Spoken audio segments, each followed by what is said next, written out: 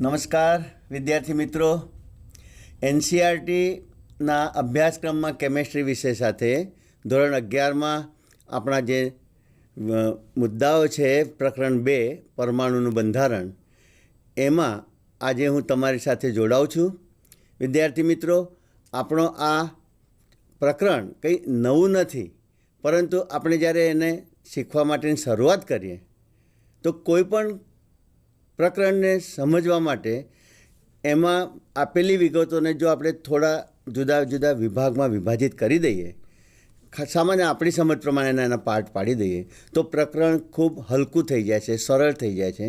અને આપણે તે પાર્ટ પ્રમાણે જે મુદ્દાઓ આપણે સમજવાના છે, નોંધવાના છે, તેની એક નોંધ થઈ જાય અને એની સાથે સાથે આપણે આગળ ક્રમિક વધી શકીએ. વિદ્યાર્થી મિત્રો, કેમેસ્ટ્રીના આ પ્રકરણમાં ધોરણ 11 રસાયણ વિજ્ઞાન પ્રકરણ નંબર 2 પરમાણુનું બંધારણ, આ પ્રકરણ જ આપણા કેમેસ્ટ્રીના પાયાનું પ્રકરણ છે. જો 11માના જે મુખ્ય પ્રકરણો જે છે, જેમાં આપણા પાયાની સંકલ્પનાઓ છે, આ પરમાણુ રચના છે, ઇલેક્ટ્રોન બંધારણ છે, તત્વોમાં આવર્ત કોષ્ટકમાં તત્વોનું વર્ગીકરણ, આ બધા જે પ્રકરણ છે એમાં પરમાણુને જ્યાં સુધી ના સમજીએ અને શીખીએ ત્યાં સુધી આપણે આગળ કેવી રીતે વધી શકીએ. આ પ્રકરણને આપણે 2 ભાગમાં જો વિભાજિત કરીએ તો ભાગ 1 એટલે કે પાઠ આ જ છે આપણો, પણ પ્રથમ ભાગમાં આપણે એ જોવાનું છે કે પરમાણુ જે કોઈ પણ દ્રવ્યનું સૂક્ષ્મમાં સૂક્ષ્મ એકમ ઘટક કણ છે, એ પરમાણુ વિશે જે સમજ આપવાની શરૂઆત થઈ આપણા રાસાયણિક વિજ્ઞાનમાં, એ શરૂઆત ડાલ્ટને કરી. જ્હોન ડાલ્ટને એવું જણાવ્યું કે દ્રવ્યનો પાયાનો એકમ એટલે પરમાણુ, પણ એણે તે વખતે એ કહેલું કે આ પરમાણુથી એના અપરમાણુ ઘટકોમાં પરમાણુનું પછી આગળ વિભાજન થઈ શકતું નથી. પણ ત્યાર પછીના વિજ્ઞાનના સંશોધનો જેમ જેમ આગળ વધતા ગયા, પરમાણુનું પણ તેના ઘટક અપરમાણુ મૂળભૂત કણોમાં તેનું વિભાજન થતું ગયું, તેમ તેમ આપણી રસાયણની સંકલ્પનાઓને બદલવાની જરૂરિયાત થઈ. તો એના પાયામાં શરૂઆત ડાલ્ટને કરી. ત્યાર પછી આ પરમાણુ જેને ડાલ્ટન માનતા હતા અને જણાવ્યું હતું કે તે અવિભાજ્ય છે, કાપી ન શકાય તેવો ઘટક અને એકમ કણ છે, અવિભાજ્ય છે. તો ત્યાર પછી માઇકલ ફેરાડે એમણે વિદ્યુત વિભાજનના પ્રયોગો કર્યા.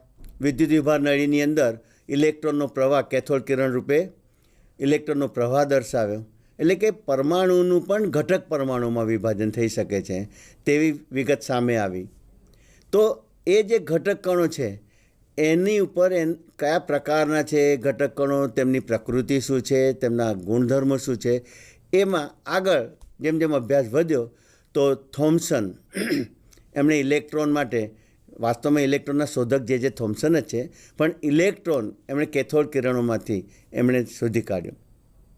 વાસ્તવમાં શોધક જે થોમ્સન છે, પણ ઋણ વીજભારિત એકમ કણ એને નામ ઇલેક્ટ્રોન આપનાર એ સ્ટોની હતા, પણ જે થોમ્સન શોધક છે. ત્યાર પછી ઇલેક્ટ્રોન પરનો વીજભાર, કારણ કે ઋણ વીજભારિત કણ છે, એ વીજભાર એની માહિતી આપનાર વૈજ્ઞાનિક જે હતા તે મિલિકન, અને મિલિકને તૈલબિંદુનો પ્રયોગ કરીને ઇલેક્ટ્રોન પરનો વીજભાર તેમણે દર્શાવ્યો. આમ એક ઘટક કણ જેને આપણે મૂળભૂત કણ કહીએ છીએ પરમાણુનું, એ ઇલેક્ટ્રોનની માહિતી આપણને આ 2 વૈજ્ઞાનિકો દ્વારા મળી. આ વૈજ્ઞાનિકોએ જેમ જેમ પરમાણુની સમજ આવતી ગઈ તો પરમાણુ એક ગોળીય દ્રવ્ય, ગોળીય પદાર્થ છે, ગોળીય કણ છે, જેને આપણે સ્ફિયર કહીએ, દડો.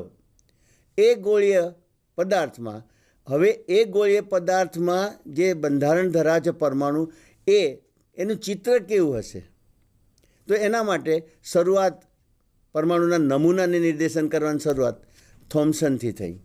થોમ્સને જે પરમાણુ નમૂનો રજૂ કર્યો એની કેટલીક ખામીઓ ત્યાર પછીના વૈજ્ઞાનિકોએ પ્રદર્શિત કરી, નમૂનામાં સુધારા કરીને બીજા પ્રકારના નમૂના રજૂ થયા. રુથરફોર્ડે ગ્રહમંડળના નમૂના તરીકે પોતાનો પરમાણુ નમૂનો રજૂ કર્યો.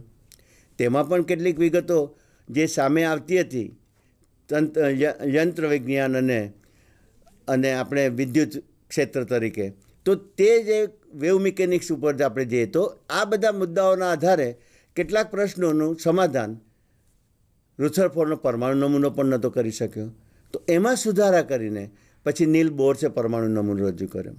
વિદ્યાર્થી મિત્રો, પરમાણુના અપરમાણુ કણો, ઇલેક્ટ્રોન, પ્રોટોન અને ન્યુટ્રોન તેમજ આ પરમાણુ નમૂનાઓ જે રજૂ કર્યા જુદા વૈજ્ઞાનિકો, તેની એક નાની નાની નોંધ આપણે જે કામની છે, જાણવા જેવી છે, તે આપણે આ પ્રકરણના પ્રથમ ભાગમાં આપણે ચર્ચામાં લઈશું. ત્યાર પછી આપણે બીજા એના ભાગમાં જઈએ તો હવે આપણને ખબર પડી ગઈ કે પરમાણુ ઇલેક્ટ્રોન, પ્રોટોન, ન્યુટ્રોન જે આ દ્રવ્ય ઘટકોનો બનેલો છે, જે મૂળભૂત કણો ગણાય. ત્યાર પછી પરમાણુમાં ઇલેક્ટ્રોનની સંરચના આવે છે, ઇલેક્ટ્રોનની ગોઠવણી આવે છે, ઇલેક્ટ્રોનની ઉર્જા વિશે માહિતી આવે છે. ઇલેક્ટ્રોનની જે ગોઠવણી છે એ કક્ષાની અંદર કક્ષકોમાં જે ગોઠવણી થાય છે, પણ એ ગોઠવણી માટે ઇલેક્ટ્રોનની ઉર્જા ચડતા ક્રમમાં કેવી રીતે ગોઠવાય છે, એ ગોઠવણી માટે 4 ક્વોન્ટમ આંકની વિગતો આવે છે. દરેક ઇલેક્ટ્રોન માટેના 4 ક્વોન્ટમ આંક એ નિશ્ચિત હોય છે અને તેના આધારે જ તે ઇલેક્ટ્રોનની ઉર્જા નક્કી થાય છે.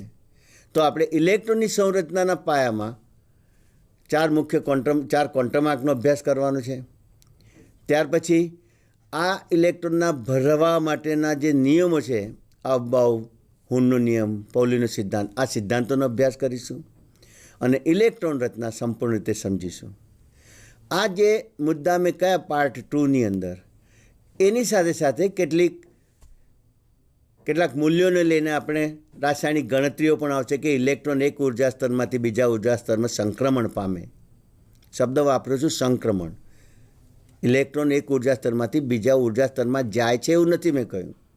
સીધો કૂદકો જ મારે અથવા પાછો આવવામાં પણ કૂદકો મારીને જ પાછો આવે. વચ્ચેના સ્પેસમાં, અવકાશમાં ક્યાંય ટકી શકતો નથી ઇલેક્ટ્રોન, માટે આપણે એને સંક્રમણ કહીએ છીએ.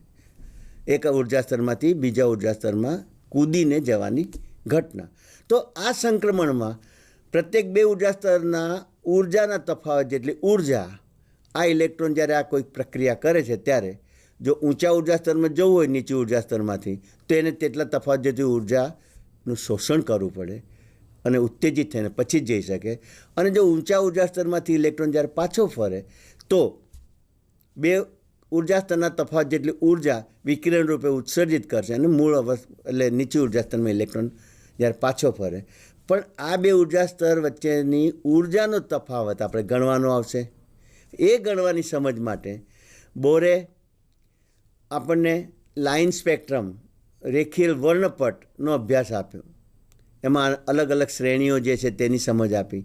એટલે બીજા ભાગની અંદર આ શ્રેણી, તેની સાથે જે રેખાઓ છે તેની સાથે સંકળાયેલી ઉર્જા, એ ઉર્જાની ગણતરી, ઉર્જા સાથે સંકળાયેલા વિકિરણની આવૃત્તિ, તરંગ લંબાઈ, આ બધી જ ગણતરીઓ આપણે જેમ જેમ આપણે આગળ વધીશું તેમ તેમ એની સાથે જ આપણે શીખીને આગળ જઈશું. તો આ પ્રકરણમાં કોઈ મુદ્દો ક્યાંય આપણને તકલીફ આપે તેવો રહેશે નહીં. આ છે ઇન્ટ્રોડક્શન ઓફ ધ લેસન. અને આપણે પણ આપણા પ્રકરણના તબક્કાવારમાં મારી પાસે NCERTની આપણી જે પાઠ્યપુસ્તકની બુક છે એને સાથે લઈને જ આપણે આગળ નીકળીશું. વિદ્યાર્થી મિત્રો, આપ ખૂબ જ સ્માર્ટ છો. તો આપણું આ લેક્ચર જેવું શરૂ થયું, જેવું તમને ટીવીના સ્ક્રીન ઉપર ધારે સરનો ચહેરો દેખાય કે તરત જ ખ્યાલ આવી જાય કે કેમેસ્ટ્રી આગળ વધવાની છે, તો નોટ અને પેન સાથે રાખવાની છે. સારા મુદ્દા અહીંથી ચર્ચામાં આવશે તેની હું નોંધ કરાવતો જઈશ અને તમારે તે નોંધવાના છે. એ જ વસ્તુની નોંધ તમને છેલ્લે ક્યારે 12મું ધોરણ પાસ કરીને પછી તમારે જે કોમ્પિટિટિવ એક્ઝામમાં બેસવાનું હોય છે ત્યારે આ જ મુદ્દાઓ તમારી સામે રિફ્લેક્ટ થવાના છે. ત્યારે જો આજે સરસ નોંધ અને નોટ્સ તૈયાર કરી હશે તો તમને આ બધું શીખેલું સમજેલું વાંચવામાં, બધું રિકોલ કરવામાં બહુ સરળતા રહેશે. પ્રકરણની આપણે શરૂઆત, જેને આપણે આજે પરમાણુનું બંધારણ, જેને પરમાણુ કહીએ છીએ, જેનું અંગ્રેજી નામ એટમ છે. ગ્રીક શબ્દ ટોમિયો પરથી એટમ શબ્દ આવ્યો. ટોમિયોનો અર્થ થાય છે કે અનકટેબલ એન્ડ અનડિવિઝિબલ. જેને કાપી ન શકાય કે જેનું વિભાજન ન થઈ શકે તેવો એકમ ઘટક, દ્રવ્યનું નાનામાં નાનું એવું એકમ કણ, જેને એટમ નામ આપ્યું. તો એટમ નામ એટોમિયો પરથી આવ્યું. અને ડાલ્ટને આ જ વાત કહેલી કે પરમાણુ જે છે તે દ્રવ્યનું નાનામાં નાનું જે અવિભાજ્ય છે, જેને કાપી ન શકાય તેવું એકમ સૂક્ષ્મ કણ છે. પણ હમણાં આપણે ચર્ચા કરી ઓપનિંગમાં જ કે વિજ્ઞાન તો આજે જે છે કાલે વિકસીને કંઈક નવી જ દિશાઓ, નવા જ આયામો પ્રાપ્ત કરનાર છે. ત્યાર પછીના સંશોધનો જે થયા એમાં પરમાણુના પણ મૂળભૂત અવપરમાણુ કણોની શોધ થઈ. સૌથી પહેલાં ઇલેક્ટ્રોનની શોધ થઈ, ત્યાર પછી પ્રોટોન અને ન્યુટ્રોનની પણ શોધ થઈ. એ શોધમાં આપણે પછી આગળ વધીશું. તો અહીંયા આગળ આપની સામે ટેલિટોપ પર તમને મેં શબ્દ જે આપ્યો એટોમિયો, જે ગ્રીક શબ્દ છે અને તેનો અર્થ કાપી શકાય નહીં કે વિભાજિત કરી શકાય નહીં તેવું થાય છે. ડાલ્ટને જણાવ્યું કે દ્રવ્યનો અતિ સૂક્ષ્મ અંતિમ કણ એટલે પરમાણુ, કે જેનું આગળ વધુ વિભાજન થઈ શકે નહીં. વિદ્યાર્થી મિત્રો, આ બાબતને ધ્યાનમાં લઈને પછી વિજ્ઞાન મેં કહ્યું વિકસતી બાબત છે, તો તમે જોઈ શકશો કે એમાં આપણે જોઈએ તો ડાલ્ટને જે વાત કરેલી એની આગળ વિજ્ઞાનના વિકાસમાં આપણને જોવા મળ્યું કે પરમાણુનું તો એનાથી પણ આગળ વિભાજન થઈ શકે છે અને મૂળભૂત અપરમાણુ કણો ઇલેક્ટ્રોન, પ્રોટોન અને ન્યુટ્રોન પરમાણુમાંથી મેળવી શકાયા. એટલે હવે ઇલેક્ટ્રોન, પ્રોટોન, ન્યુટ્રોન જે અપરમાણુ મૂળભૂત કણો છે, the fundamental particles of the atom, એની આપણે જાણકારી મેળવીશું. વિદ્યાર્થી મિત્રો, અત્યાર સુધીના અગાઉના અભ્યાસક્રમમાં આપ electron, proton, neutron, radio activity ઘણી બધી બાબતોથી વાકેફ છો. પણ કેમેસ્ટ્રીના પાયાનું આ જે લેસન છે, જેમાં તમે તત્વોના પરમાણુઓની ઇલેક્ટ્રોન રચના શીખનાર છો, પરમાણુમાંથી આયન બન્યા તેની ઇલેક્ટ્રોન રચના શીખનાર છો, તો ઘણી આ જે બાબતો છે એને આપણે ચોકસાઈપૂર્વક આપણે જાણીશું ને આગળ વધીશું. તો પહેલાં હું ઇલેક્ટ્રોનની બાબત તમારી સામે લઉં છું. ટેલિટોપ પર ઇલેક્ટ્રોનની શોધ વિશેની વિગત તમને હું બતાવું છું. અહીંયા વિદ્યાર્થી મિત્રો, માઇકલ ફેરાડેએ શૂન્યાવકાશ કરેલી નળીમાંથી, જે વિદ્યુત વિભાર નળી છે એમાંથી ઊંચા વોલ્ટેજનો વિદ્યુત પ્રવાહ પસાર કરીને એણે કેથોડ કિરણો ઉત્પન્ન કર્યા. એટલે કે આ વિદ્યુત વિભાર નળી એ કેથોડ કિરણ નળી ગણાય. કાચની બનેલી કેથોડ કિરણ નળીમાં ધાતુના બે વિદ્યુત ધ્રુવો જે હોય છે તેમની વચ્ચેથી ખૂબ ઊંચા વોલ્ટેજનો વિદ્યુત પ્રવાહ પસાર કરવામાં આવે છે. અને વિદ્યુત પ્રવાહ પસાર કરીએ છીએ કે તરત જ કેથોડ તરફથી કેથોડ કિરણોની કિરણાવલી નીકળીને ધન વિદ્યુત ભાર્ય વિદ્યુત ધ્રુવ જે છે એનોડ, એની દિશામાં તે સુરેખ વહન કરે છે. કાચની કેથોડ નળીમાં જો શૂન્યાવકાશ હોય તો પણ, અને જો શૂન્યાવકાશ ના હોય, થોડો ઘણો કોઈ વાયુ નીચા દબાણે ભરેલો હોય તો પણ આ કેથોડ કિરણો કેથોડ પરથી નીકળીને એનોડની દિશા તરફ સુરેખ ગતિ કરે છે. અને આ જો કિરણો જે નીકળે છે એ નરી આંખે તો દેખાતા નથી. અને જ્યારે નરી આંખે કિરણો જો ન દેખાતા હોય તો આપણે એની પ્રતીતિ કરવી હોય શું કરવું જોઈએ? તો કે વિદ્યુત વિભાર નળીની અંદર, હું આપની સામે ટેલિટોપ પર આ ટ્યુબ જ દર્શાવી દઉં. જો વિદ્યાર્થી મિત્રો, આ કાચની નળી છે, આ કેથોડ છે, આ એનોડ છે. આ નળીમાં સંપૂર્ણ શૂન્યાવકાશ કરેલો છે અને આ બેટરી છે, ખૂબ હાઈ વોલ્ટેજનો વિદ્યુત પ્રવાહ હવે આપણે પસાર કર્યો. તો ઓબ્ઝર્વેશન શું કહે છે? માઇકલ ફેરાડેએ જે ઓબ્ઝર્વેશન કર્યું કે આ કેથોડ પરથી કેથોડ કિરણોની કિરણાવલી નીકળી અને એનોડની દિશા તરફ વહી. પણ આ તો દૃશ્યમાન ન હતા. તો જો આ એનોડના પાછળના ભાગમાં આટલી જગ્યાએ ઝીંક સલ્ફાઇડનો પ્રસ્ફુરક પડદો જો લગાવવામાં આવે, આ દેખાય છે એ રીતે, તો આ કિરણાવલીના કિરણો આ ઝીંક સલ્ફાઇડના પડદા ઉપર જ્યારે અથડાય છે અથવા તો ત્યાં પહોંચે છે, તો ત્યાં આગળ તે અથડાય છે તે વખતે તે પડદાને ગ્લોઈંગ કરે છે, પ્રકાશિત કરે છે. એટલે સાબિત થાય છે કે આ જે નરી આંખે નથી દેખાતા એ કિરણાવલી એનોડ તરફ, કેથોડથી એનોડ તરફ દિશામાં વહન કરે છે. વિદ્યાર્થી મિત્રો, કેથોડ નળીમાં આ રીતે આપણે કેવી રીતે કિરણાવલી નીકળે છે તેની વાત કરી. તમને હું જણાવું કે આપણે આજે હું તમારી સાથે ચર્ચામાં જોડાયો છું. અત્યારે હું અહીંયા સ્ટુડિયોની અંદર ટેલિટોપ પર કામ કરી રહ્યો છું. મારું લાઈવ પ્રસારણ કદાચ તમારી સમક્ષ પહોંચી રહ્યું છે. તો તમને જે સ્ક્રીન ઉપર, ટેલિવિઝનના સ્ક્રીન ઉપર આપણે તમામ દ્રશ્યો લાઈવ દેખાય છે, હું બોલું છું એ શબ્દો સ્પષ્ટ સંભળાય છે. તો આ ટેલિવિઝન પણ એક કેથોડ ટ્યુબ જ છે.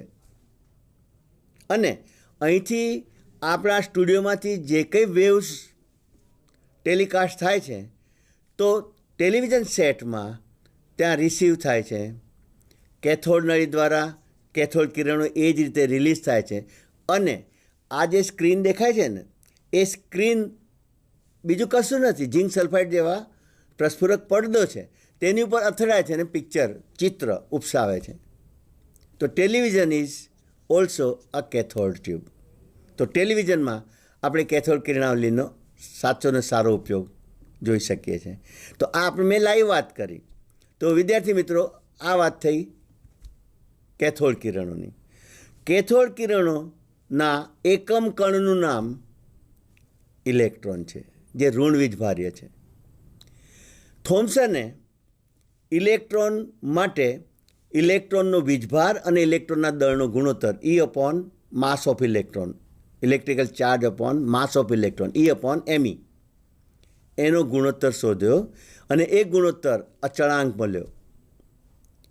એટલે કે વાત એમ થઈ કે કેથોડ નળીમાં મેં તમારી સામે બે કેથોડ કિરણની નળી દર્શાવી. પહેલી નળી જે છે તેમાં સંપૂર્ણ શૂન્યાવકાશ કરેલ છે. વિદ્યાર્થી મિત્રો, અહીંયા શૂન્યાવકાશ છે, માત્ર બે ધાતુના વિદ્યુત ધ્રુવો છે.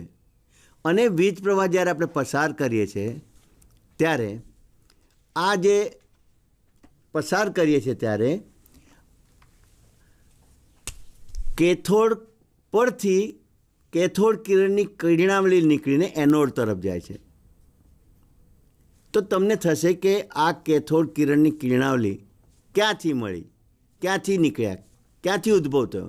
તો યાદ રાખો વિદ્યાર્થી મિત્રો, આ જે આપણી જે વિદ્યુત ધ્રુવની પ્લેટ છે ને મેટલની, એ મેટલના પરમાણુઓ પોતે ઇલેક્ટ્રોન મુક્ત કરે છે, પોતે કેથોડ કિરણો મુક્ત કરે છે અને કેથોડથી એનોડની દિશામાં તેનું વહન કરે છે. એટલે ઇલેક્ટ્રોન તો મુક્ત થયા, પછી ઇલેક્ટ્રોન મુક્ત થવાનો સ્ત્રોત જે તે ધાતુ તત્વ હોય તો તે, અને ના હોય ધાતુ તત્વ તો અહીંયા આગળ કોઈ બીજો વાયુ ભર્યો, ધારો કે અહીંયા નીચા દબાણે કોઈ વાયુ આ ટ્યુબમાં ભર્યો છે અને ઊંચા વોલ્ટેજનો પ્રવાહ આપણે અહીંથી પસાર કર્યો. તો એનોડ પર આપણે આ બાજુએ જે ગ્લોઈંગ બતાવ્યું છે, પણ કેથોડ પરથી આ જે કિરણો નીકળ્યા એનોડની દિશામાં, તો એ કેથોડ કિરણના મૂળભૂત કણો જે છે એ વાયુના અણુઓને અથડાય છે, તેને વીજભારિત બનાવે છે. વાયુના અણુઓ પણ ગતિશીલ બને છે અને એ પણ એનોડ, કારણ કે વીજભારિત થયા, ઋણભારિત બને એટલે વાયુના અણુઓ હવે એનોડની દિશામાં જશે. એનોડની દિશામાં ઇલેક્ટ્રોન ગુમાવીને પાછળ વાયુ અવસ્થામાં ફેરવાશે. ટૂંકમાં આ રીતે ઇલેક્ટ્રોનનો પ્રવાહ આપણને મળે છે. એ ઇલેક્ટ્રોનના પ્રવાહમાં ઇલેક્ટ્રોન માટે થોમ્સને ઇલેક્ટ્રોનનો વીજભાર અને ઇલેક્ટ્રોનના દળનો ગુણોત્તર એમણે શોધી કાઢ્યો.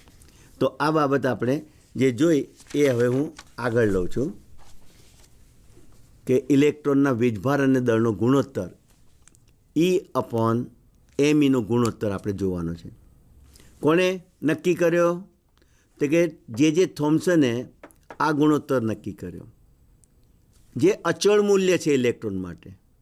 કેટલું મૂલ્ય મળે છે? 1.76 10⁻11 કુલમ્બ પર કેજી, કુલમ્બ પર કેજી. અને જો ગ્રામમાં હોય દળ તો 1.76 × 10⁻8 કુલમ્બ પર ગ્રામ.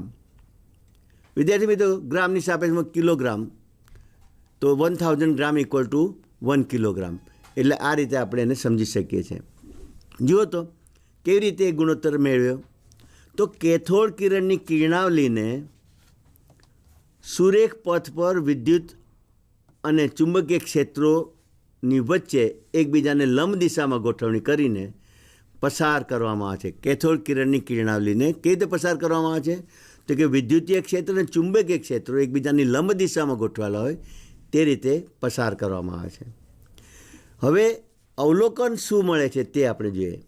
તો કે પહેલી બાબત જોઈએ કે ચુંબકીય ક્ષેત્રની ગેરહાજરીમાં અને વિદ્યુત ક્ષેત્રની હાજરીમાં આ જે કેથોડ કિરણોની કિરણાવલી જે પોતે ગતિ કરતી હતી સુરેખ, તે ધન વિદ્યુત ક્ષેત્ર વડે આકર્ષાવાને કારણે પોતાનો સુરેખ પથ હતો તે ધન ક્ષેત્રની દિશાની અંદર વિચલિત થાય છે. એ જ રીતે જ્યારે ચુંબકીય ક્ષેત્રમાંથી એટલે વિદ્યુત ક્ષેત્રની ગેરહાજરી અને ચુંબકીય ક્ષેત્રની હાજરીમાંથી કિરણાવલી પસાર કરીએ છીએ તો નોર્થ જે છે ચુંબકીય ધ્રુવ તેની તરફ આ કેથોડ કિરણની કિરણાવલી વિચલિત થાય છે. એટલે સુરેખ જવાની જગ્યાએ તે પોતે વિચલિત થઈને બીજી જગ્યાએ પોતે ત્યાં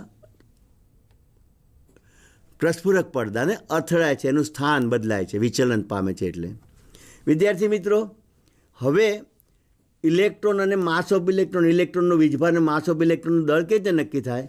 તો એમ અહીંયા જોવામાં આવે છે કે કોઈ પણ એક વિદ્યુત ક્ષેત્રની હાજરીની અંદર, ચુંબકીય ક્ષેત્ર લો કે વિદ્યુત ક્ષેત્ર લો, કોઈ પણ એક વિદ્યુત ક્ષેત્રની હાજરીમાં ઇલેક્ટ્રોનનું કેટલું વિચલન થાય છે તે નક્કી કરીને વિચલનની માત્રા અને ચોકસાઈથી માપીને થોમ્સને ઇલેક્ટ્રોનના વીજભાર અને માસ ઓફ ઇલેક્ટ્રોન એ બેના ગુણોત્તર 1.76 10⁻11 કુલમ્બ પર કિલોગ્રામ મેળવ્યું. એટલે અહીંયા આગળ વિદ્યાર્થી મિત્રો વાત એમ છે કે ઇલેક્ટ્રોનના વીજભાર અને માસ ઓફ ઇલેક્ટ્રોન એટલે ઇલેક્ટ્રોનનું દળ એ બેના ગુણોત્તરનું મૂલ્ય જે અચળ મળે છે, યાદ રાખો, અચળ શબ્દ કહું છું. ફક્ત ઇલેક્ટ્રોન માટે એનો સ્ત્રોત ગમે તે હોય, ધાતુની પ્લેટ પરથી ઇલેક્ટ્રોનની કેથોડ કિરણની કિરણાવલી મળી હોય કે પેલા ઓછા દબાણે લીધેલ વિદ્યુત દબાણ નળીમાં વાયુના અણુઓને અથડાઈને વીજભારિત કરીને પછી જ આપણને કિરણાવલી મળી હોય, તેમ છતાં આપણને ઋણ વીજભારિત એકમ જે કણ છે તેના વીજભાર અને તેના દળનો ગુણોત્તર 1.76 10⁻11 કુલમ્બ પર કિલોગ્રામ મળે છે, જે થોમ્સને મેળવેલું. વિદ્યાર્થી મિત્રો, હું તમારી સમક્ષ આપણા પાઠ્યપુસ્તકમાં એની જે આકૃતિ છે એ જ રજૂ કરું, જેથી તમને મારે જે જણાવવું છે તે હું જણાવી શકું.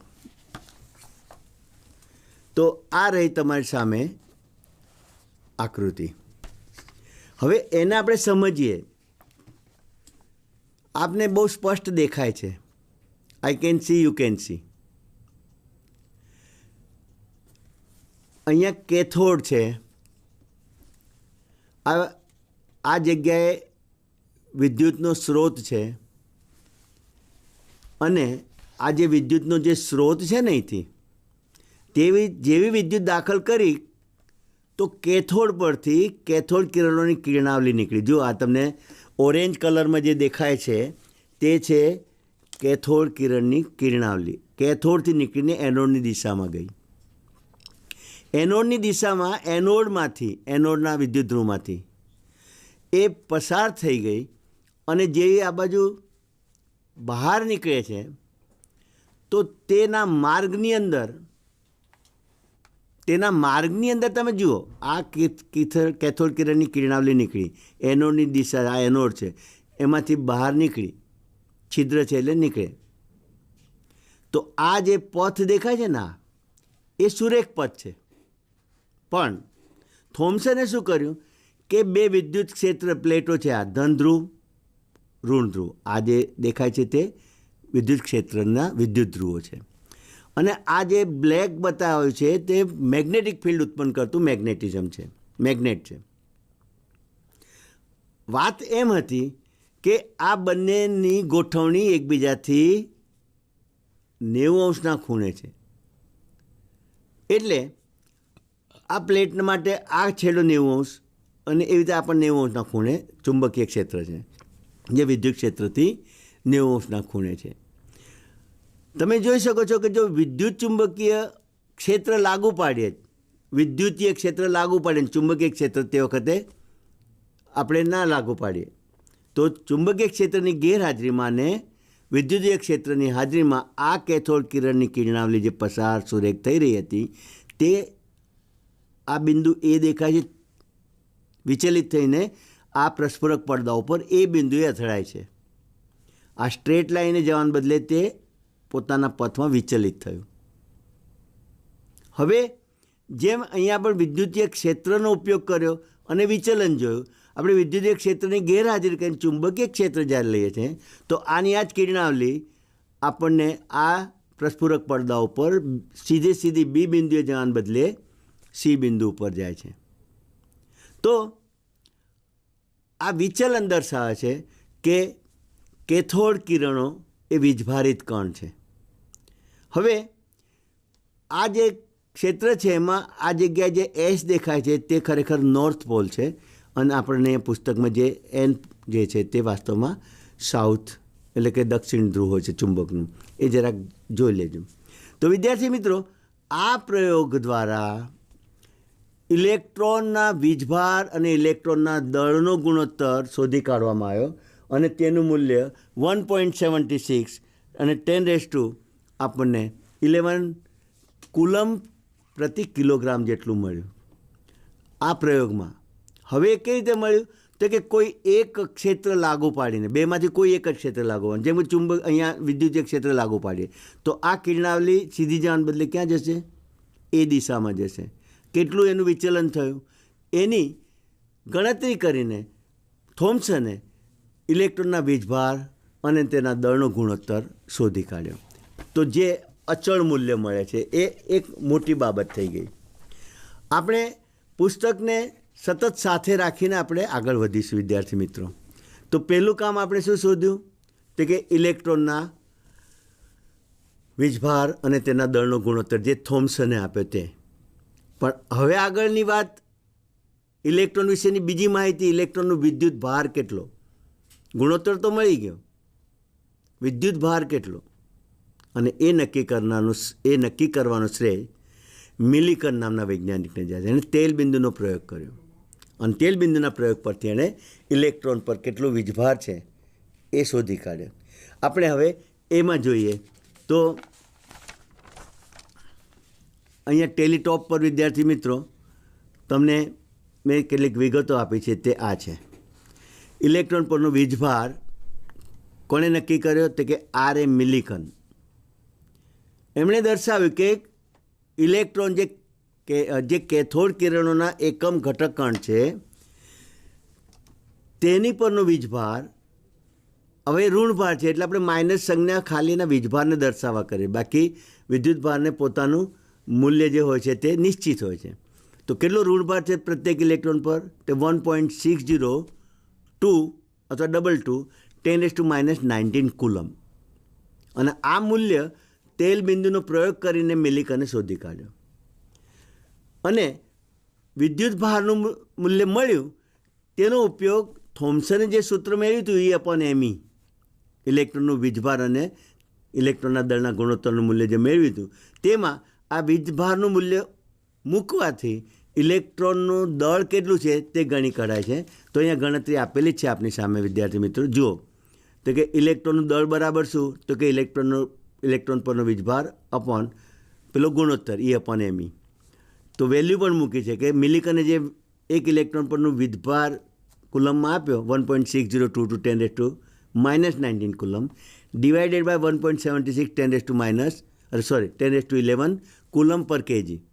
આ બેના ગુણોત્તરનું મૂલ્ય આપણને કિલોગ્રામમાં મળે છે 9.1094 અથવા 9.11 લખો તો પણ ચાલે, 10⁻31 કિલોગ્રામ ઇલેક્ટ્રોનનું દળ આપણને આ રીતે મળ્યું. પ્રશ્ન એ છે કે આ વિદ્યુત ભાર ઇલેક્ટ્રોનનો જે મેળવ્યો, જેના માટે કહેવામાં તેલ બિંદુનો પ્રયોગ કરીને મેળવ્યો, એ કેવી રીતે મેળવ્યો એ આપણે સેજ આ મેં તમારી સામે ફિગર મૂકી છે, આકૃતિ, એને સમજીને આપણે જરાક વિચારીએ.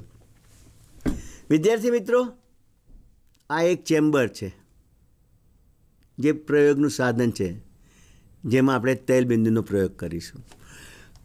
હવે આખું ચેમ્બર, એમાં આ જુઓ, આ બે પ્લેટો એ વચ્ચે એક પ્લેટ મૂકેલી છે, જેને આપણે અહીંયા આગળ ધનભારિત પ્લેટ નામ આપ્યું છે, અને નીચે બોટમમાં એને ઋણભારિત પ્લેટ એવું નામ આપ્યું છે. અને ધનભારિત પ્લેટમાં વચ્ચે જે છિદ્ર દર્શાવ્યું છે, એ છિદ્ર, સૂક્ષ્મ છિદ્ર, એ છિદ્ર શું કામ કરશે આપણે જોઈએ.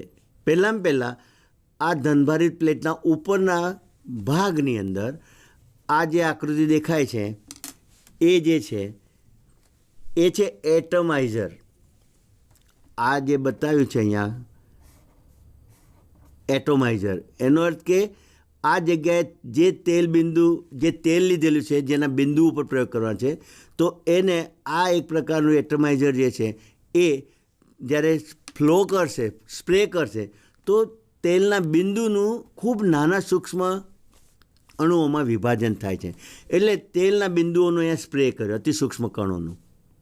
આવા સૂક્ષ્મ કણો પોતે દળદાર હોવાથી આ જે ધનભારિત પ્લેટની ઉપરના ભાગમાં જે છિદ્ર મૂક્યું છે, ત્યાંથી આ તેલના બિંદુઓ ધીમે ધીમે છિદ્રમાં થઈને નીચેની તરફ પડશે. બહુ સીધી વાત છે કે દરેક ઘટકને પોતાનું દળ હોવાથી એને ગુરુત્વાકર્ષણ બળ લાગે છે, એટલે તે ઉપરથી નીચેની દિશામાં પડે છે. એટલે અહીંનું જે આ તેલ બિંદુ જે છે, આ છિદ્રમાંથી નીચેની દિશામાં પડે છે. નીચેની દિશામાં પડે છે. નીચેની દિશામાં કેમ પડે છે? તો કે એની ઉપર ગુરુત્વાકર્ષણ બળ લાગે છે. હવે વિદ્યાર્થી મિત્રો, વાત એમ છે કે નીચેના ચેમ્બરમાં વાયુના અણુઓ ભરેલા છે. વાયુ, નીચા દબાણે વાયુ ભરેલો છે, અને એ વાયુ જે ભરેલો છે એને ક્ષ-કિરણની કિરણાવલી પસાર કરીને વીજભારિત કરેલો છે. આ વીજભારિત જે થયેલો છે વાયુ, એ વાયુના ગતિશીલ અણુઓ ઉપર આ તેલ બિંદુના અણુઓ જે અથડાય છે, તેના કારણે ઇલેક્ટ્રોન મુક્ત થાય છે. હવે ઇલેક્ટ્રોન મુક્ત થાય છે એટલે પોતે આ જે તેલનું બિંદુ છે એ હવે કઈ દિશામાં આકર્ષાશે? તો કે ઇલેક્ટ્રોન આ જે તેલ બિંદુ આ આયનીય વાયુના અણુ પાસેથી ઇલેક્ટ્રોન મેળવે અને ઋણભારિત બને, તો ઋણભારિત બનેલું આ જે તેલ બિંદુ જે છે એ હવે કઈ દિશામાં આકર્ષાશે? હમણાં જ આપણે વિદ્યુત વિભાર નળીનો પ્રયોગ જોઈ ગયા. તમે જાણો છો કે ધનભારિત પ્લેટ તરફ આકર્ષાશે. એટલે આ ઋણભારિત જેવું બન્યું આ તેલનું બિંદુ, એને આ ધનભારિત પ્લેટ આકર્ષશે પોતાની દિશામાં, ઉર્ધ્વ દિશામાં આકર્ષશે. એટલે નીચે પડનારા તેલના બિંદુને જેવો તે વીજભારિત બન્યો, ઋણભારિત બન્યો કે તરત જ ધનભારથી આકર્ષાયો, અને નીચે પડવાની જગ્યાએ બે ફોર્સ જો એકબીજાને સંતુલિત કરે તો આ જગ્યા જે છે ને, મેં આ પોઈન્ટ બતાડ્યું છે, તે જગ્યાએ પોતે સ્થગિત થઈ જાય, ના નીચે જાય ના એનોડ તરફ જાય. અને એને જોઈ શકાય છે. આ ટેલિસ્કોપ છે, નાનું સૂક્ષ્મદર્શક જેવું ટેલિસ્કોપ. આ બિંદુને અહીંયા સ્થગિત થયેલું જોઈ શકાય છે. આંખ છે, આ મારી છે, મારી આંખે હું આને જોઈ શકું છું. વિદ્યાર્થી મિત્રો, બસ આ એક પ્રયોગ થયો, અને આ રીતે આ તેલ બિંદુને આ બંને વિદ્યુત, એટલે કે એક વિદ્યુત ક્ષેત્ર અને બીજું ગુરુત્વાકર્ષણ બળ એકબીજાને શું કરે છે? સંતુલિત કરે છે. અને આ રીતે આ સંતુલિત થયેલા તેલ બિંદુને આપણે જાણી શકીએ છીએ. તો તેલ બિંદુનું દ્રવ્ય જાણતા હોય, એનું દળ. અને હવે આ તેલ બિંદુ જેને સાથે પેલો વીજભારિત વાયુના અણુ અથડાઈને ઇલેક્ટ્રોન જે આપ્યા, હવે એ નક્કી નથી કે આ તેલ બિંદુએ 1 ઇલેક્ટ્રોન મેળવ્યા છે કે 2 ઇલેક્ટ્રોન મેળવ્યા છે, એની ઉપર કેટલો વીજભાર છે.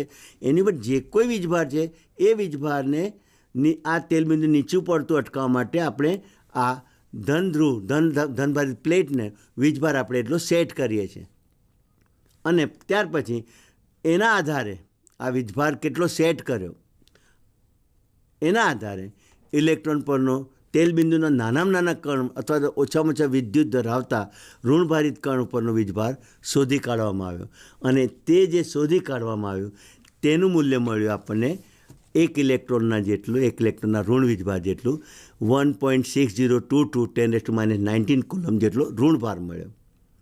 તો આ એક પ્રયોગ, તેલબિંદુનો જે પ્રયોગ છે એના દ્વારા ઇલેક્ટ્રોન પરનો વીજભાર શોધવામાં આવ્યો. તમને આ મેં જે અત્યારે ચિત્ર બતાડ્યું ગૂંચવાડા જેવું તો લાગતું નથી ને? Would you like to learn again? I can repeat. Let S C again. ફરીથી જોઈ લો. આ બહુ કામની વસ્તુ છે કારણ કે ચર્ચાથી ક્લેરિટી આવશે. ચલો, ઉપરના ચેમ્બરના ભાગમાં શું કરવામાં આવ્યું? મિલિકને શું કર્યું? તો કે જે તેલ ઉપર અભ્યાસ કરવાનો છે તેના સૂક્ષ્મ બિંદુઓ રૂપે તેનું વિભાજન થાય એવા એટમાઇઝરનો ઉપયોગ કરીને એને સ્પ્રે કર્યો. એટલે આ ચેમ્બરમાં બધા તેલના સૂક્ષ્મ બિંદુઓ, અણુઓ તરવા લાગ્યા અથવા તો ગતિમાં થવા લાગ્યા. આ ધનભારિત પ્લેટના વચ્ચેના ભાગમાં છિદ્ર રાખેલું છે, જેના છિદ્રમાંથી આ તેલનું બિંદુ નીચેની દિશામાં પડી શકે, જઈ શકે. ઓકે, આ તેલનું બિંદુ નીચું પડે ને સીધે જ નીચેના પ્લેટ પર પડીને જમા થાય એ પહેલાં આપણે વચ્ચેના જે નીચેનો જે ચેમ્બર છે એમાં શું કર્યું?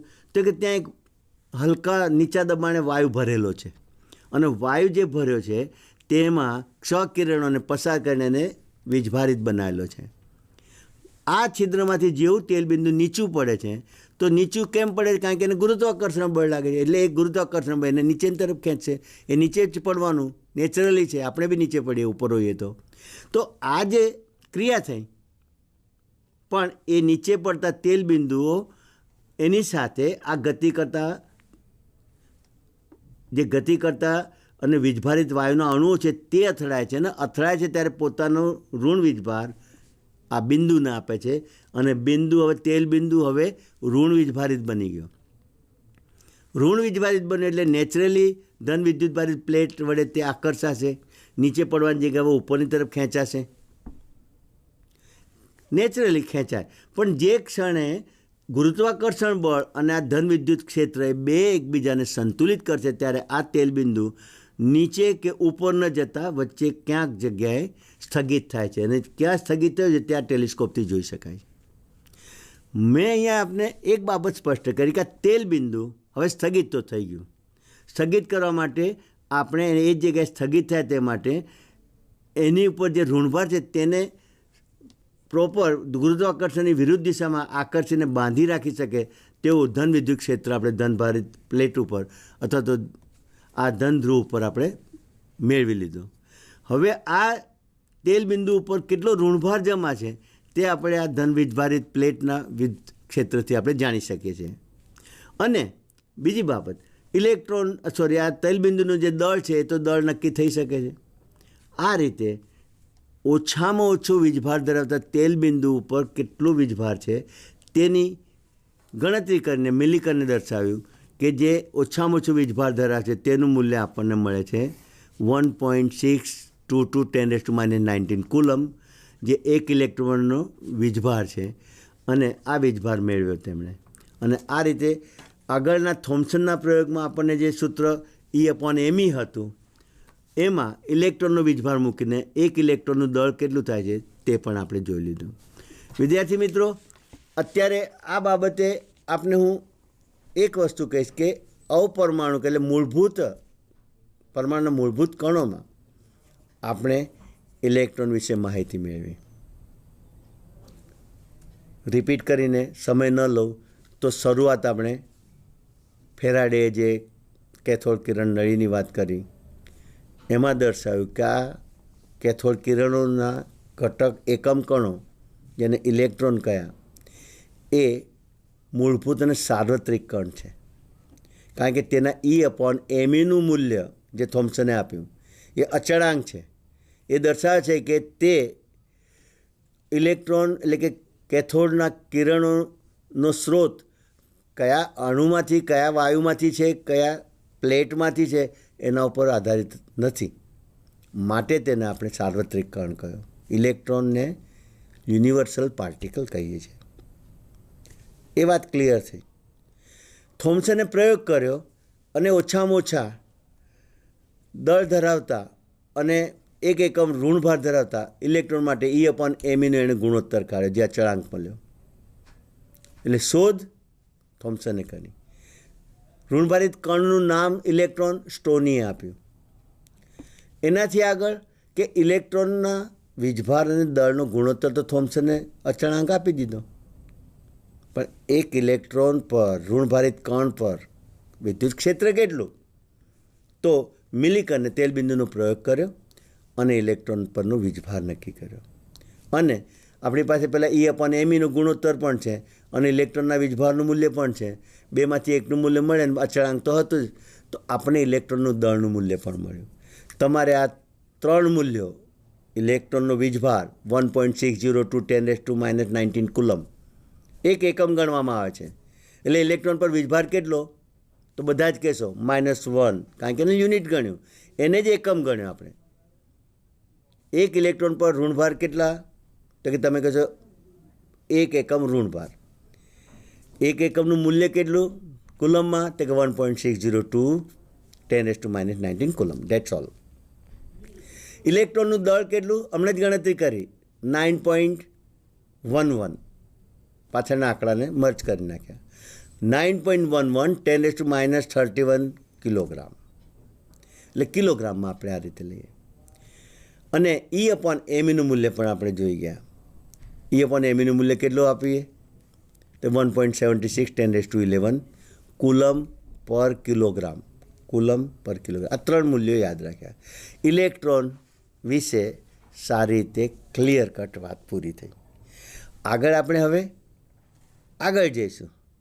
પણ થોમ્સને જે કામ કર્યું તો એની સાથે એણે ડાલ્ટન પછી થોમ્સન, કારણ કે અપરમાણુ મૂળભૂત કણોની ઓળખ આપી, તો તેણે ગોળીય પરમાણુની સ્થિતિ કેવી હશે એના માટે એણે પોતે એક પરમાણુ નમૂનો પણ રજૂ કર્યો, જેને થોમ્સને રજૂ કરેલો પરમાણુ નમૂનો કહેવાય. એના પરમાણુ નમૂનાને આપણે સાથે સાથે જોઈ લઈએ. તો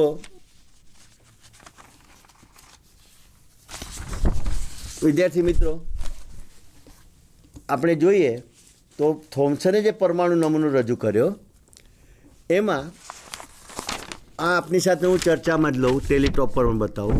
એમણે શું રજૂ કર્યું કે ગોળ, જે આખો ગોળો કહેવાય, એ સમગ્ર ગોળો ધનભારથી, એમાં કમ્પ્લીટ ધનભાર વિસ્તરેલો છે. આ ધનભાર મેં જે બતાવ્યો છે, ધન વીજભાર. અને ધન વીજભારને સંતુલિત કરે તે માટે ઇલેક્ટ્રોન આ ગોળીય પરમાણુમાં આવી રીતે છૂટા છૂટા વિસ્તરેલા છે. મારો પ્રશ્ન છે કે આ પરમાણુના ધન વિદ્યુત ક્ષેત્રને સંતુલિત કરવા માટે કેટલા ઇલેક્ટ્રોનની જરૂર પડે? વિદ્યાર્થી મિત્રો, અહીંયા તમે ગણશો 1 2 3 4 5 6 7 8 9, એ નહીં, જેટલો ધનભાર છે એના જ વીજભારને તટસ્થ કરે એટલા જ સંખ્યાના ઇલેક્ટ્રોન હશે. આવું એવું થોમ્સને કહ્યું.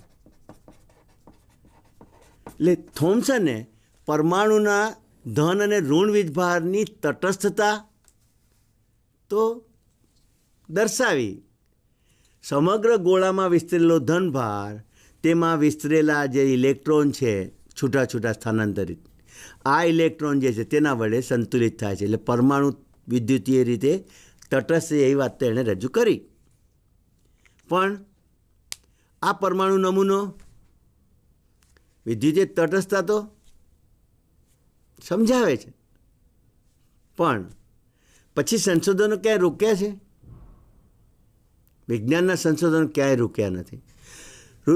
થોમ્સન પછી રુથરફોર્ડે આલ્ફા કણ પ્રકીર્ણનના પ્રયોગ કર્યા અને એમાં તારણ કાઢ્યું કે પરમાણુ ગોળો તો છે, પણ સમગ્ર ગોળામાં જેને આપણે ધન વીજભારિત ભાગ કહીએ છીએ એ તો સમગ્ર ગોળાના ખૂબ નાના ભાગમાં સંકેન્દ્રિત થયેલું છે.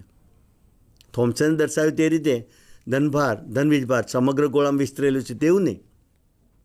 પ્રાયોગિક પરિણામોએ સાબિત કર્યું કે ધન વીજભાર પરમાણુના અતિ સૂક્ષ્મવાળા નાના ભાગમાં કેન્દ્ર ભાગમાં સંકેન્દ્રિત થયેલું છે. તો આ જે બાબત છે એની સામે આ થોમ્સને રજૂ કરેલી બાબત અસ્વીકાર્ય રહી, એટલે થોમ્સનનો પરમાણુ નમૂનો અસ્વીકાર્ય બન્યો. એની મૂળ વાત કઈ તો કે થોમ્સને એવું કહ્યું કે ધન વીજભાર સમગ્ર ગોળામાં વિસ્તરેલો છે.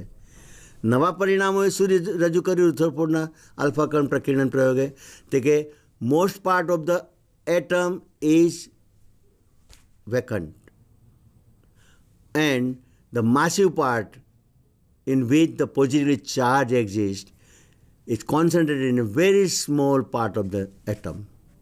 અને એ કેન્દ્રને એને પરમાણુ કેન્દ્ર કહે. ધનભાર પરમાણુના કેન્દ્રમાં સંકેન્દ્રિત થયો.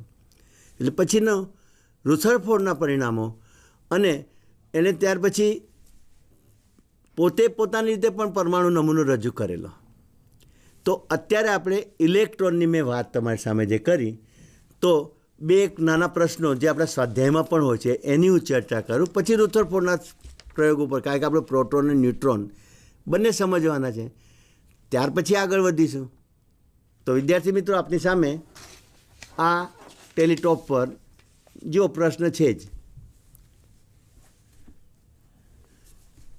ઇલેક્ટ્રોન કેટલા થશે 1 ગ્રામ દળમાં, કેટલી સંખ્યાના ઇલેક્ટ્રોન હશે? તો તમારી સામે દળ ભાગ્યા 1 ઇલેક્ટ્રોનનું દળ સૂત્ર મળ્યું. ઇલેક્ટ્રોનની સંખ્યા બરાબર શું સૂત્ર મળ્યું? દળ ભાગ્યા 1 ઇલેક્ટ્રોનનું દળ.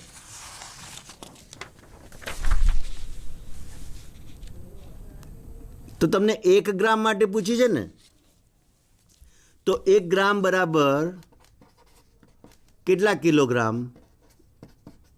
તો કે કિલોગ્રામમાં ફેરવવો તો 1000 ભાગવા પડે, એટલે કે 10⁻³ એ ગુણવા પડે. So 1 gram equal to I have taken already 10⁻³ kilogram. એ 1 ગ્રામ જ થયું ભાગ્યા 1 ઇલેક્ટ્રોનનું દળ 9.11 અથવા 9.109 10⁻31 kg. આ કેજી છે, આ કેજી છે. આ બેનો ગુણોત્તર આપણને આટલો મળ્યો. કેટલો મળ્યો?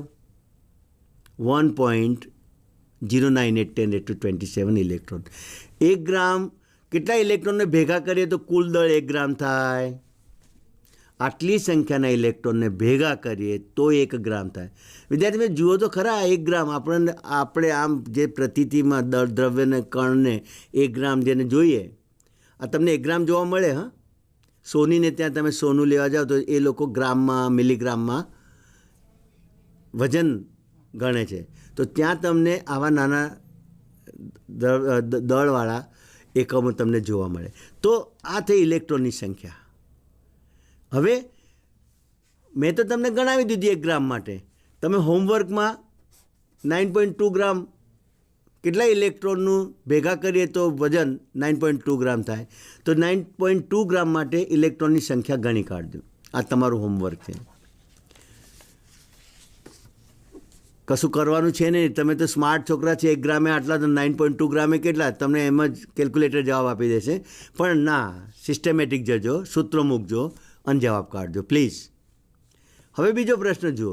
1 મોલ ઇલેક્ટ્રોનનું વીજભાર અને 1 મોલ ઇલેક્ટ્રોનનું દળ ગણો. વિદ્યાર્થી મિત્રો, પહેલા પાઠમાં તમે મોલ સંકલ્પના ભણ્યા છો, એટલે મોલ હવે તમારા માટે કાયમ માટે લાગુ પડી ગયું. તો 1 ઇલેક્ટ્રોનનું દળ જાણીએ છીએ, તો 1 મોલ ઇલેક્ટ્રોનનું દળ ગણવું હોય તો શું કરવું પડે? 1 ઇલેક્ટ્રોનના દળને એવોગેડ્રો અંક વડે ગુણવું પડે. ગુણી કાઢ્યા તો આપણને કેટલા કિલોગ્રામ મળે છે? 1 મોલ ઇલેક્ટ્રોનનું કુલ દળ 5.486 10⁻⁷ કિલોગ્રામ. અને 1 મોલ ઇલેક્ટ્રોન પરનો કુલ વીજભાર આપણને એવોગેડ્રો અંક વડે પહેલાં 1 ઇલેક્ટ્રોનના વીજભારને ગુણીએ તો આપણને કુલમમાં મળે છે. How much? 9.65 10⁴ કુલમ. અને આને આપણે એકમ ગણ્યો, જેમ 1 ઇલેક્ટ્રોનના વીજભારને -1 અને પ્રોટોન પરના ધન વીજભારને +1 ગણીએ છીએ, પણ એક મોલ ઇલેક્ટ્રોનનો કુલ વીજભાર છે એને ફેરાડે કહીએ છીએ. તો 1 ફેરાડે જે છે વિદ્યુત જથ્થો એ 1 મોલ ઇલેક્ટ્રોન દ્વારા પ્રાપ્ત થાય. તો આ તમને ગણતરી આપી 1 મોલ ઇલેક્ટ્રોન માટે. તો અહીંયા આગળ તમને હોમવર્કમાં હું જો આપી દઉં તો જો તમને એમ પૂછવામાં આવે કે 4.5 મોલ આ રહેશું 4.5 ફેરાડે વિદ્યુત જથ્થો દાખલ કરીએ તો કેટલા ઇલેક્ટ્રોન દાખલ થશે અને તે બધા ઇલેક્ટ્રોનનું દળ કેટલું, તો અહીંયા તમને ફેરાડેના આધારે ઇલેક્ટ્રોનની સંખ્યા પૂછી છે. એટલે આ બધું તમારે માટે જોઈ શકાય છે કે જો 1 ફેરાડ એટલે 1 મોલ ઇલેક્ટ્રોન, 4 ફેરાડ એટલે 4.5 મોલ ઇલેક્ટ્રોન, અને હવે એનું દળ પૂછે તો એના એકમ ઇલેક્ટ્રોનના દળને કુલ સંખ્યા વડે ગુણીએ તો કુલ દળ મળે, અને તેવી જ રીતે આપણે આ કુલ દળ માંગ્યું છે મળી ગયું, અને આ વીજભાર પણ મળી ગયો. વિદ્યાર્થી મિત્રો, આપણે આ પાઠને બહુ જ સિસ્ટમેટિક તૈયાર કરીશું. એ તમને લાંબા સમય માટે ઉપયોગમાં આવશે એવું આપણે આ કામ કરવા માંગીએ છીએ. અમારો નમ્ર પ્રયત્ન છે કે આજે ભલે આપણે શરૂઆત કરી, પણ you must sit with note and pen, good points you have to note down, અને અહીંયા પૂરતો સમય ટેલિટોપ પર અમે જે ચર્ચામાં પ્રશ્નો મૂકતા હોઈએ છીએ તે આપીએ છીએ. તમે લખી પણ શકો છો અને સાથે સાથે કામ કરી શકાય. તો આજે આ પ્રથમ એપિસોડમાં આપણે we started with the introduction of the lesson, also V stepped in and we reached up to the understanding of electron. તો નમસ્કાર વિદ્યાર્થી મિત્રો, બીજા એપિસોડમાં આપણે આગળની માહિતી લઈને ભેગા થઈશું. Thank you. Bye sec.